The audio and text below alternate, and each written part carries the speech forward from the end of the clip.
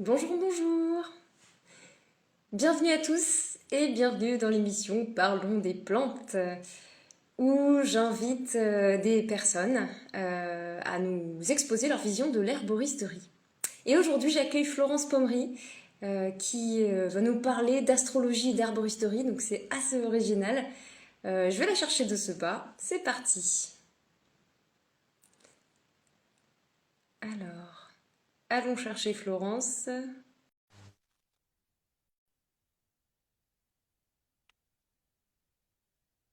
Bonjour à tous.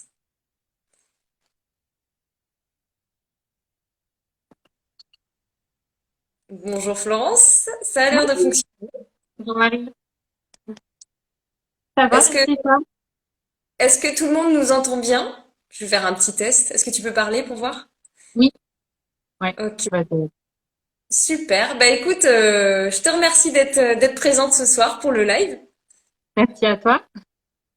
Et ben, je suis très contente de te recevoir. Donc, ce que j'étais en train de dire, c'est que tu allais nous parler d'herboristerie, mais aussi d'astrologie et donc d'astro-herboristerie.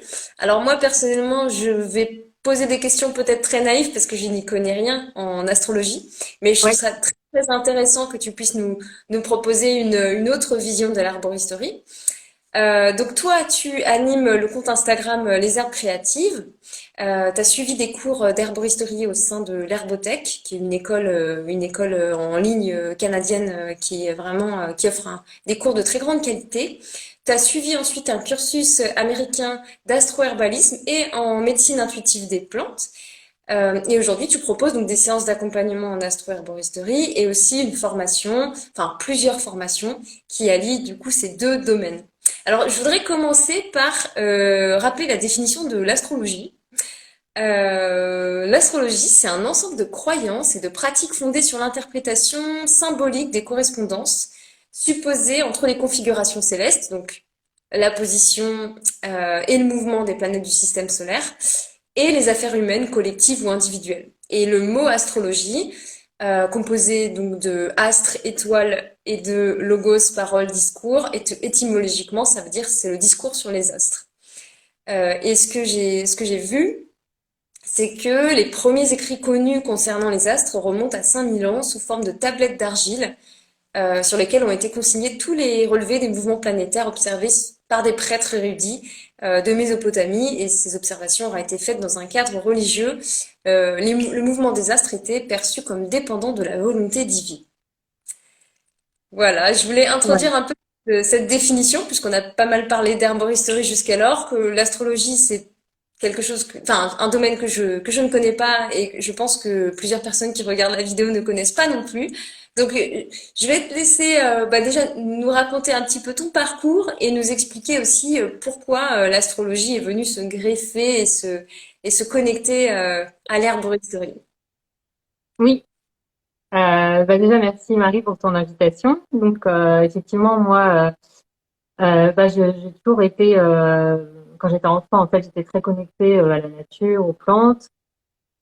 J'avais des parents, des grands-parents qui avaient beaucoup de potagers, beaucoup de récoltes, de légumes et de fruits. Donc, voilà, j'étais toujours fortement connectée à la nature. Et donc, effectivement, après, j'ai eu un parcours, en fait, donc je suis voilà, déconnectée totalement. Donc, j'ai parti à Paris et donc j'ai fait des études de cinéma, management culturel. Donc, après, j'étais graphiste pendant des années. Et donc, là, j'étais vraiment pas du tout à ma place. Donc, c'est là que j'ai commencé ce parcours avec l'herbotech et que Mhm. après voilà il y a beaucoup au final voilà j'ai beaucoup de liens de connexions qui se sont retissés en fait après une fois que qu'on met le pied dans l'herboristerie et c'est vrai que après voilà j'ai fait beaucoup de stages aussi pour avoir ce côté pratique parce que c'est comme tu le disais c'est une formation en ligne et donc après bon il y a des choses qui sont passées j'étais plus du tout à ma place donc j'ai fait un burn-out c'est là que vraiment j'ai pris donc vraiment cette voie de l'herboristerie. Et en fait, je sentais qu'il y avait quelque chose qui me manquait en fait dans l'herboristerie, même si dans le parcours de l'herbotech, il y a quand même cette dimension plus subtile en fait, un peu voilà spirituelle de l'herboristerie. Et donc, en fait, même l'astrologie en fait, c'était présent aussi m'en rends compte en en parlant. En fait, c'était présent aussi dans mon enfance. Donc, j'adorais l'astrologie, suivre, donc, comme tu disais, le mouvement des astres et notre relation, en fait, avec le ciel. Et, euh, et donc, voilà, j'ai suivi, en fait, ce parcours aux États-Unis en astro-herbalism. En fait, c'est la School of Evolutionary Herbalism qui propose, en fait, ce parcours. Et après, du coup, voilà, c'est quelque chose qui m'a vraiment passionnée et du coup, j'ai voulu le transmettre à mon tour à travers les formations. Donc, voilà. D'accord. Et quelle passerelle tu fais entre l'herboristerie et l'astrologie alors? Alors, en fait, entre l'astrologie et l'herboristerie, c'est vraiment une connexion en fait qui est assez, enfin, qui est très ancienne. Déjà, comme tu disais, c'est vraiment la Mésopotamie, donc ça vient de l'Asie, de l'Afrique, qui faisait ce lien déjà entre l'agriculture et les planètes, les mouvements, enfin tout ce qui était au niveau de l'agriculture, des cultures en fait de plantes. Et après, en fait, il y a eu ce lien plus lié à la pratique vraiment de la médecine en fait, qui était lié à l'astrologie médicale et au XVIIe siècle, avec une figure donc parfois connue, voilà, c'est Culpeper. Et lui, il a vraiment mis ça dans la pratique parce qu'il soignait vraiment les personnes. Il étudiait en fait les astres et donc il soignait les personnes. Et donc ça, c'était avec les plantes, puisqu'à l'époque, on n'avait que ça. Et Mm. donc, ça repose vraiment sur l'idée que en fait, la Terre et le cosmos en fait se reflètent dans tous les êtres vivants et que en fait, ça s'exprime en astrologie. On connaît donc ce principe, mais ça s'exprime dans plusieurs traditions de plantes, même traditions voilà de médecine des plantes. C'est que tout ce qui est en bas est comme ce qui est en haut, et donc on est un reflet. Et les plantes aussi, en fait, elles infusent du coup les énergies des planètes. Donc, en fait, l'objectif de l'astro-herboristerie, en fait, c'est vraiment euh, finalement d'aller toucher ce qui fait que chaque plante est unique sur Terre, quoi. En fait, d'apprendre, ça fait partie en fait de son unicité, en fait, son lien avec les planètes. Donc, en fait, voilà, on, on regarde en fait les forces astrologiques qui sont exprimées chez les personnes. Donc, ça fait en fait un peu, comme je dis souvent, donc ce lien, un peu ce triangle holistique, parce qu'aujourd'hui, l'herboristerie enfin, le lien entre en fait nous et les plantes, c'est assez développé. Enfin, ça se développe de plus en plus en tout cas entre Mm. nous et les astres avec l'astrologie aussi. Mais c'est vrai que les plantes avec les astres, en fait, c'est beaucoup moins connu, développé, alors que ça forme vraiment ce triangle avec une base en fait où il y a nous, les plantes sur Terre et le ciel en haut. Donc, Mm. voilà. Mais donc du coup, par exemple, est-ce que tu proposes donc des accompagnements sur le terme un vrai individuel sur le terme de enfin en astro-herboristerie? Du coup, si je viens te voir par rapport à une problématique hein, de santé, mais en général pas que, qu'est-ce que tu vas regarder? Comment ça va se passer en fait? En fait, au niveau de l'astro-herboristerie, on regarde vraiment ce qui se passe dans un thème, mais vraiment avec le focus, avec la lentille vraiment de la santé. Donc, de vraiment, en fait, bon, moi, j'appelle ça l'astrologie médicinale. Mais en fait, c'est l'astrologie médicale qui est intégrée à l'herboristerie. Donc, on fait ce pont entre les deux. Et du coup, on regarde vraiment, on se focalise vraiment sur la santé. Parce qu'en fait, dans un thème, il y a des maisons de santé, il y a pas mal de choses. En fait, du coup, on fait un pont aussi avec les autres médecines à base de plantes comme l'Ayurveda. Mhm. Et donc, on regarde en fait la constitution innée de la personne. On peut voir à travers le thème la constitution innée de la personne. Donc, ça nous permet après de savoir quelle plante, avec la connaissance des plantes, ça nous permet de cibler, d'être très précis en fait en termes de recommandations et ça nous permet aussi d'aller toucher les différentes couches en fait, différents plans en fait d'une personne, euh, que ce soit si elle a des problématiques plus émotionnelles ou psychologiques ou physiques.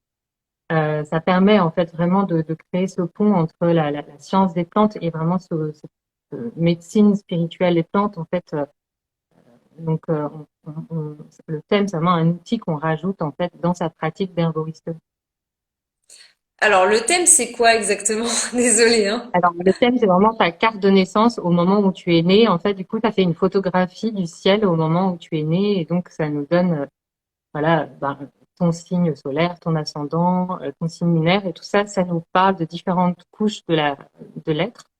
Donc, par D'accord. exemple, la lune, voilà, je vais en parler justement avec la plante, avec la guimauve, mais la lune, ça nous permet de comprendre quels sont les besoins émotionnels, et donc, voilà, on peut faire un travail assez riche, assez profond, mais aussi précis, en fait, du coup, par rapport à ça, en allant voir ce qui se passe à différents endroits et avec sa connaissance des plantes aussi. Donc, ça, voilà.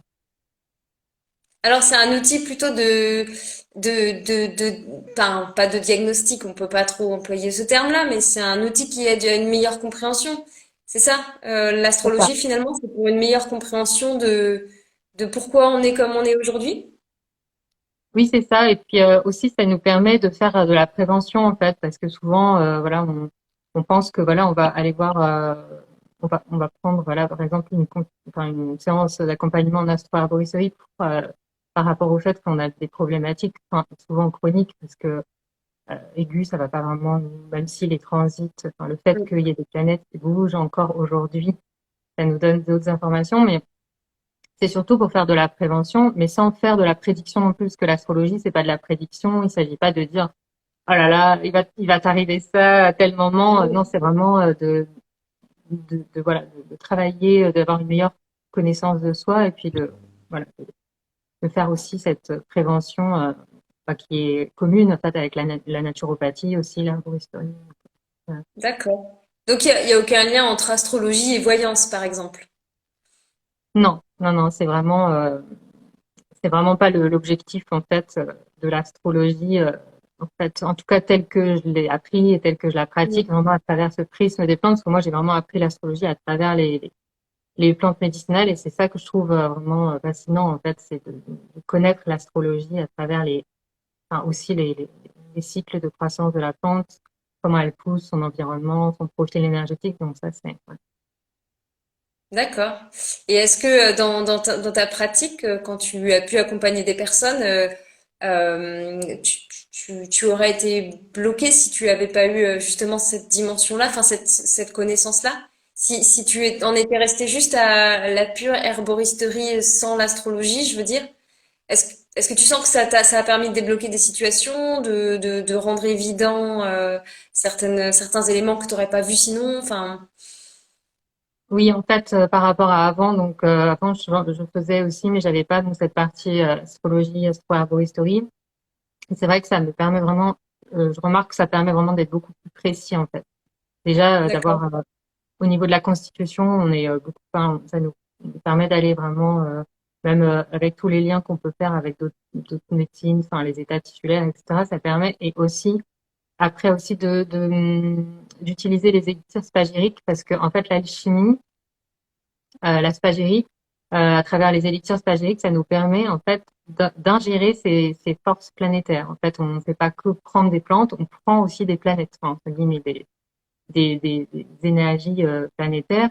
Quand on sait en fait à quelle plante est reliée, quelle planète est reliée telle plante. Donc ça nous permet d'agir. C'est très subtil en fait, c'est beaucoup plus subtil. On remarque il y a des changements qui se passent et en plus ça nous permet de donner très peu de tu vois, par rapport à une teinture mère en fait on est sur des dosages qui sont plus bas Mhm. et moi je remarque que c'est encore plus puissant par rapport voilà un hypertuis en élixir spagyrique qu'un hypertuis en teinture mère parce que en fait en alchimie on utilise le corps de la plante donc ça nous permet d'avoir d'impacter en fait tous les niveaux en fait dans le corps humain en fait le corps l'esprit et l'âme donc D'accord.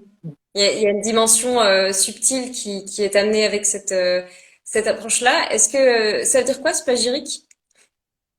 la spagyrie en fait c'est vraiment l'art de en fait séparer et réunir c'est vraiment ça la définition spagyrose donc c'est vraiment voilà la spagyrie c'est-à-dire que en fait on a une plante et en fait on sépare tous ces principes qu'on appelle le sal donc le corps sulfure l'âme de la plante et le mercure c'est-à-dire l'esprit.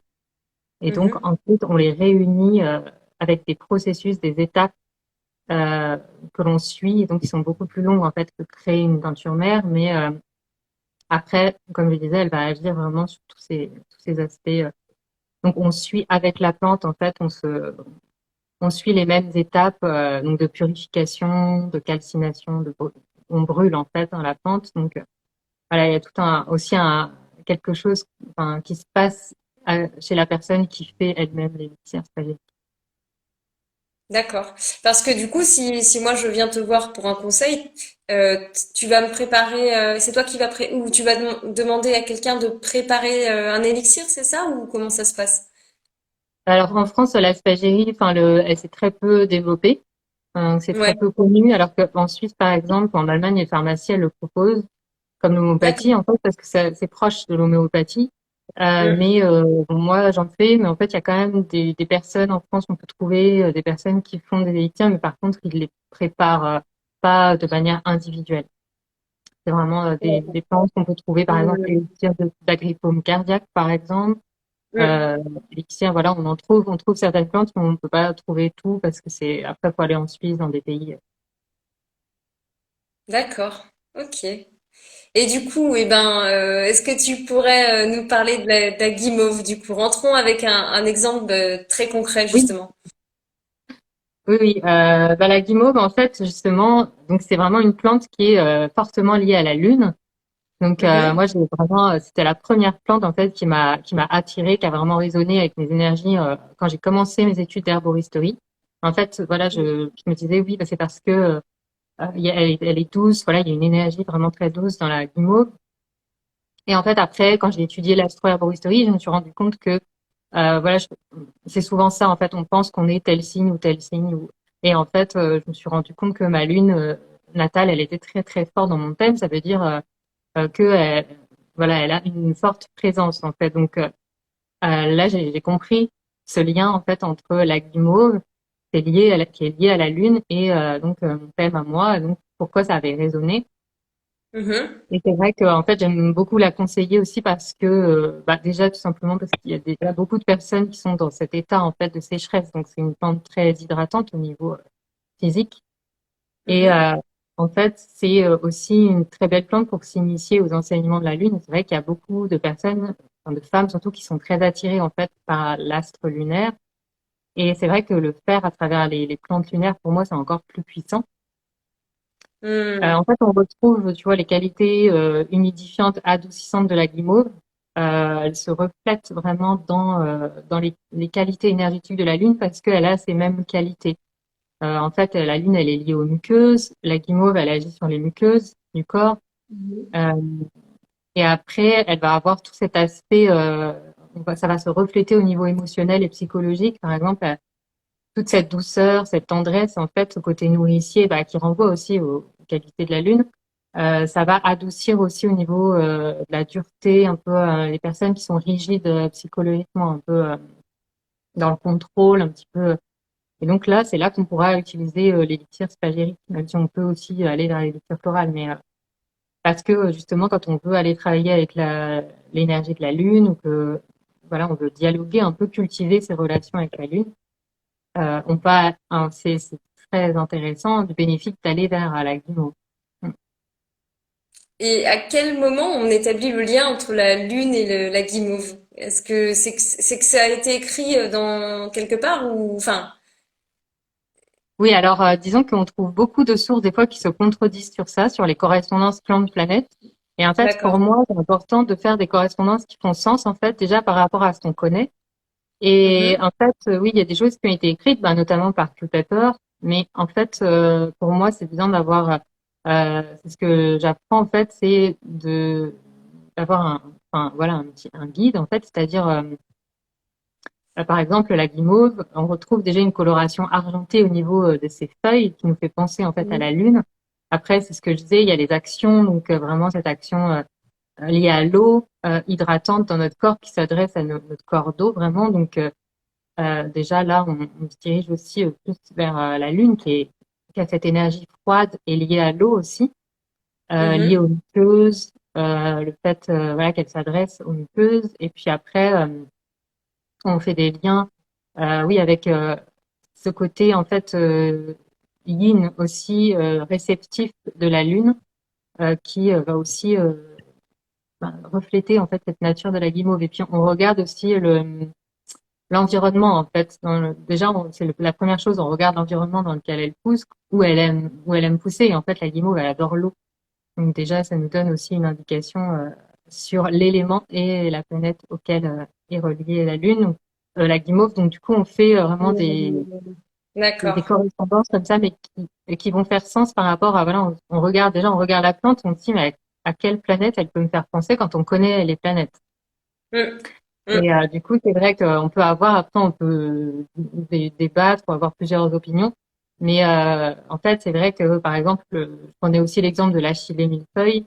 Une personne qui me disait, ah, pour moi, elle est liée à la planète Jupiter parce que Jupiter est lié au foie et donc l'Achillée a cet impact sur le foie.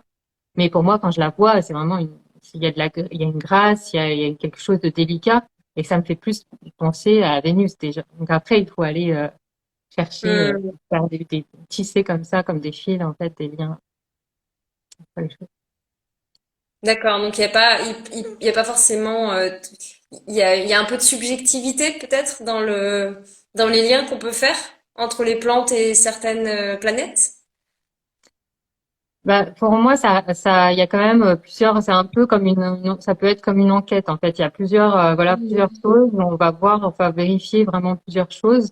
Et Mm. voilà, ça nous emmène quand même sur une piste ou sur une autre. Et en fait, souvent, quand même, il y a quelque chose qui se détache. On arrive à quand même avoir des correspondances. C'est toujours, il faut pas rester focalisé sur, par exemple, la couleur des fleurs ou parce que sinon, on peut Ouais. vite tomber dans une telle fleur jaune est liée au soleil, alors qu'en fait, voilà, c'est beaucoup plus complexe que juste ça. Mais D'accord. Il y a Simon qui nous parle de la théorie des signatures. C'est vrai que ça fait penser à ça, en fait, ce que tu oui, dis. c'est ça. La théorie des signatures, je crois que c'était Paracels qui a développé cette théorie, qui est pas forcément fondée scientifiquement, mais qui est super intéressante, qui consiste à, bah, quand tu vois une plante et que tu regardes ses caractéristiques, son lieu de vie, tu peux en déduire en fait ses propriétés médicinales et autres propriétés. Et c'est vrai Ça. que la plupart du temps, ça marche assez bien et c'est assez parlant en fait. Mm. Oui, oui, c'est ça. Ouais. C'est ça. C'est Mm. et puis après bon là il y a vraiment des qualités aussi énergétiques sur bah, là c'est ce que je disais par rapport à l'hydratation, par rapport au tissu aussi qu'elle cible en fait dans notre corps.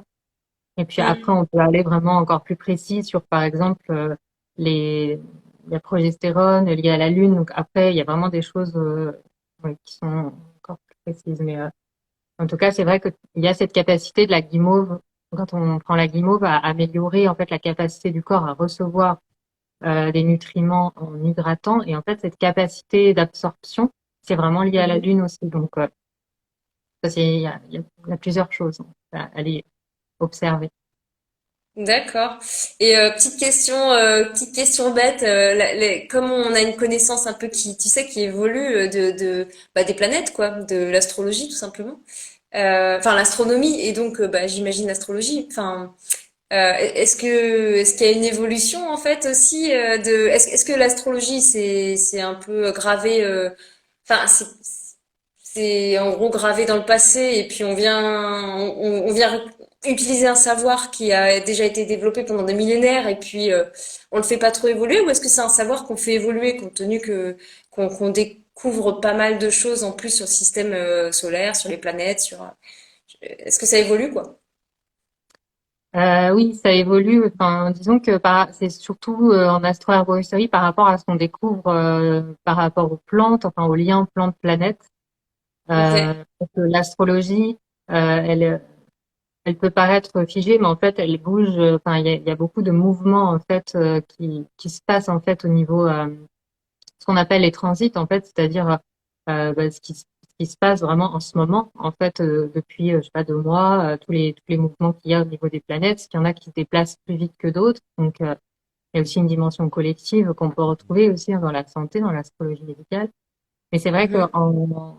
dans ces liens en fait qui sont développés, bah, c'est surtout aux États-Unis, donc il y a toutes ces recherches, mais qui sont développées entre les plantes et les planètes, c'est surtout cet aspect plus subtil en fait de communication avec les esprits des végétaux qui sont liés en fait aux planètes, par exemple Neptune, Neptune, enfin, Uranus, qui sont des planètes plus lointaines, mais qui sont associées justement au fait qu'on va au-delà du physique, parce que elles sont après Saturne, et donc et là, en fait, il y a encore beaucoup de choses à découvrir, à explorer par rapport à ces liens, parce que voilà, on découvre aussi des choses effectivement sur les planètes qui peuvent nous renseigner aussi sur, par exemple, les liens avec les signes astrologiques.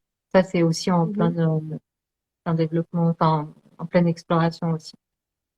Mm. D'accord. Donc, ça bouge beaucoup du côté des États-Unis, c'est ça? Il y a beaucoup d'études qui sont faites sur le sujet. Par contre, en France, pas trop, quoi. C'est ça?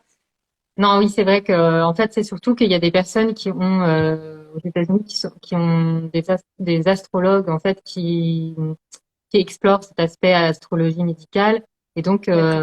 ils ont un retour, enfin ils ont une expérience clinique du coup par rapport aux personnes qui voient régulièrement depuis plusieurs années, depuis 15 ans, 20 ans que nous on n'a pas. Parce Mm. qu'on n'a pas développé cette partie-là, ou en tout cas, il y avait des personnes, en fait, des médecins qui le faisaient, je crois, mais voilà, ils ont arrêté. Et donc, ils ont cette expérience, donc du coup, ça nous permet après, avec les herboristes, les herbalistes euh, qui travaillent aussi sur ce sujet, de croiser et donc d'avoir plus de retours, enfin, voilà, plus seulement de recherche, mais euh, oui, d'exploration en fait, et de retour clinique aussi par rapport à ça en fait, de valider des théories qui effectivement peuvent être rester des théories, mais en fait, en faisant beaucoup de consultations, euh, ils en arrivent à voir, par exemple, à valider en fait des choses par rapport entre le thème et la santé d'une personne, en ayant effectivement en voyant beaucoup de personnes quoi ça. Mm, Hmm. ça me donne- D'accord. Et donc toi, tu t'es dit, donc t'as étudié ce sujet-là jusqu'au bout du bout quand même, parce que t'as fait l'herbotech, en plus astro-herbalisme, et puis une autre formation en médecine intuitive. Et donc tu as pratiqué, et puis tu as eu envie de proposer une formation, c'est ça? Oui, c'est ça. Ouais, ouais, j'ai eu envie de proposer une formation sur le sujet pour que voilà, les personnes déjà elles étaient intéressées, ne serait-ce que pour vraiment la connaissance de soi, parce que voilà, il y avait beaucoup donc ce côté enfin, astrologique était très développé, Hmm. herboristerie, pas ce lien entre les deux et c'est vrai que ça voilà, ça a suscité ouais, ça suscite quand même de l'intérêt, enfin, de l'interrogation, de la Hmm. curiosité, et pour aussi au niveau même culturel, en fait, pour s'informer sur ces sujets, en fait, sur le fait que voilà, il y a ce lien entre le ciel et nous, et de faire ce pont, en fait, entre le ciel et la terre, en fait, comme les plantes, c'est Mhm. ce pont aussi, et de pouvoir, en fait, grâce à la plante, d'avoir en fait, cette relation avec des astres ou des planètes qui paraissent très, très éloignées de nous. Donc, de Hmm. ramener sa pratique astrologique à quelque chose de beaucoup plus concret, voilà, de plus visible en fait, et d'observer que oui, effectivement, quand j'ai envie de développer ou de travailler sur un chakra, en fait, si j'utilise cette plante liée à telle planète, ça va voilà, avoir cet impact aussi sur moi. Donc, Hmm. voilà. Ok, donc il y a un ancrage un peu dans, enfin il y a on ramène un peu de la matière avec les plantes aussi du coup, et de la matière et de la connexion entre l'immatériel et puis la terre quoi. Je sais pas comment le dire, Oui, mais c'est ça, c'est ça, ouais, c'est ça. bon, C'est bah c'est vraiment ça. super intéressant. Est-ce que on arrive sur la fin de la demi-heure? Est-ce que tu voudrais faire une petite phrase de conclusion? En conclusion, moi je dirais que en fait c'est bien en fait, quand on aborde l'herboristerie d'avoir en fait toutes voilà ces points de vue ou ces approches en fait différentes parce que souvent en fait on fait des interconnexions entre tout ça, il y a des résonances même entre les différentes médecines. Donc voilà, moi c'est ça qui me tient à cœur en fait dans ma pratique, c'est vraiment euh, de, de de refaire finalement ce pont vraiment comme je disais entre la science des plantes qui est là en fait le côté physique, il faut pas oublier, que des Mm. fois on peut partir aussi, même avec l'astrologie, comme on est dans les astres, on est dans les airs, et donc on peut partir très haut et puis oublier le corps. En fait, le corps c'est très important, donc de vraiment faire ce lien et de faire ce pont en fait entre les deux, vraiment entre le monde physique et ce monde spirituel plus subtil. Voilà. Super. Bah, merci de faire la passerelle pour nous et de nous permettre de connecter ces deux mondes. Et merci beaucoup d'avoir répondu à mes questions naïves parce que je connais pas du tout le sujet. Mais c'était super intéressant. Je te remercie. Et du coup, bah, je laisse les personnes plus intéressées aller sur ton compte et puis aller sur Ouais, ton site internet pour voir les formations que tu proposes. Et puis, bah, je te souhaite une très bonne soirée. Je souhaite une très bonne soirée à tout le monde et je vous remercie merci. d'avoir été là. Merci à toi. Bonne soirée à tous. Bonne soirée, au revoir. Au revoir.